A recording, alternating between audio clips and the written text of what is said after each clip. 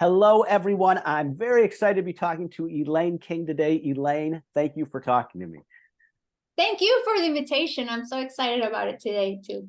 Great. Yaymaker is collaborating with Elaine for Hispanic Heritage Month as a corporate speakers. She's got a very impressive background. In 2017, she was in the top 25 most influential Hispanic women, and this year was in the top 10 most influential financial advisors of 2023. She's an author of multiple books, has been featured in Wall Street Journal, Telemundo, CNN, Forbes. Elaine, can you share a little bit more what you're working on? I'm curious on how you became a top influencer with Hispanic women and financial advisors. So share a little bit about yourself.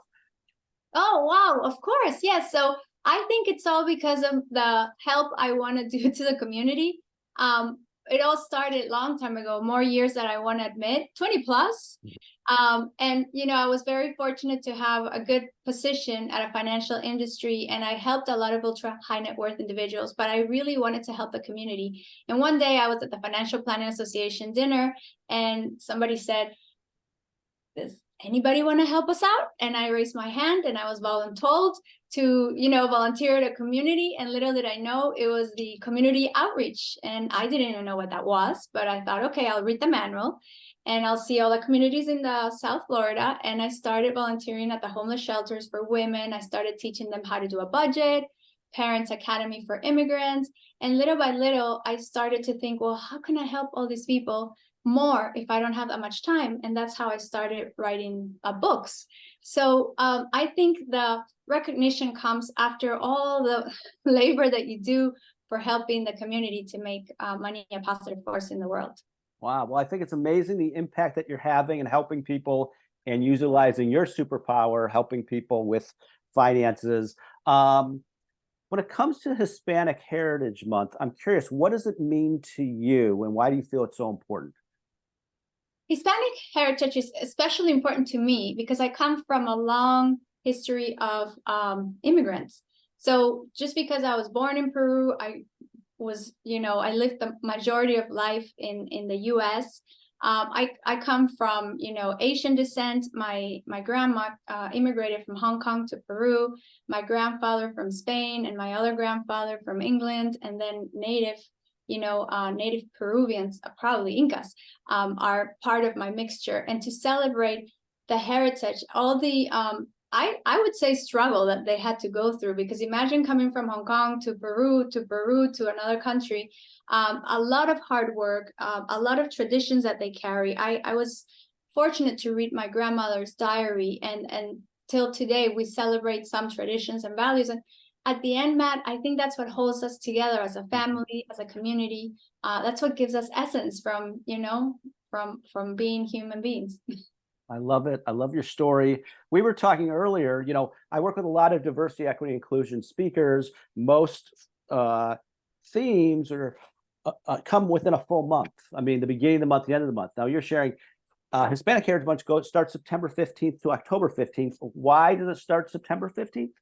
This is such an interesting story, because September 15th coincides with the majority of some of the independence of the countries in Latin America.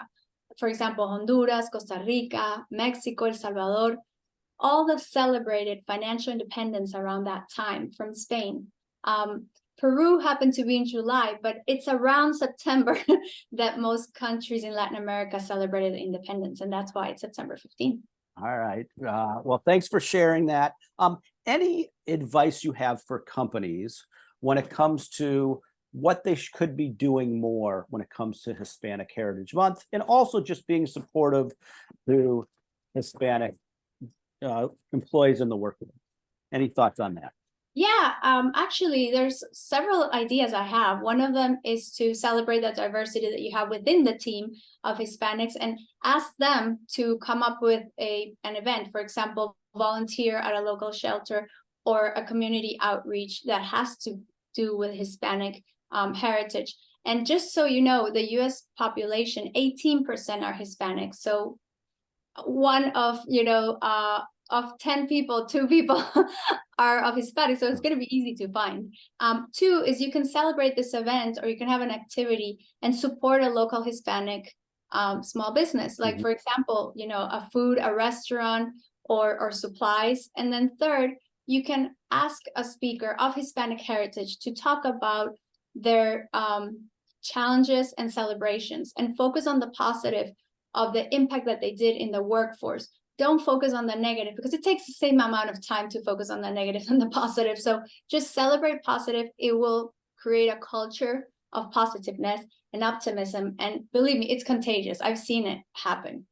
All right. Well, I love it. Yaymaker, we're excited to continue to work and collaborate with you. I usually, with any speaker, talk about, I know your latest book. Is there something you want to just share quickly on that, or how anybody can find that? Or Sure. I've published 8 books. Most of them are in Amazon. The 8th book I'm publishing, it's for children, and teaching them how to create a business that's sustainable, share, impactful, and safe with purpose. I think that teaching the next generation is wholeheartedly going to impact the parents and improve their finances. Fantastic. And relationships and quality of life. Love it. Love it. Well, all right, Elaine. Well, again, thanks again for the time. I really appreciate it. And I look forward to continue collaborating with you. Thank you very much, Matt. Happy to help.